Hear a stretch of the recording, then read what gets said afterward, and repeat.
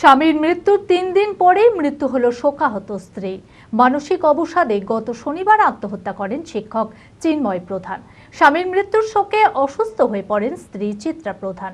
পরিবারের লোকেরা স্থানীয় হাসপাতালে ভর্তি করেন। সেখানেই মৃত্যু হয় চিত্রা দেবীর। পরপর পরিবারের 2 সদস্যের মৃত্যুতে শোকের ছায়া নেমে এসেছে মৃতের পরিবার জুড়ে।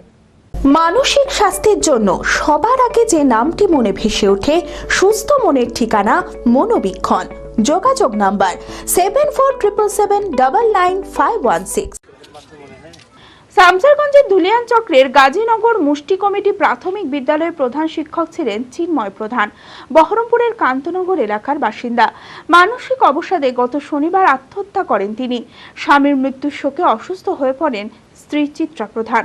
পরিবারের লোকেরা স্থানীয় হাসপাতালে ভর্তি করেন। সেখানেই মৃত্যু হয় চিত্রা দেবীর।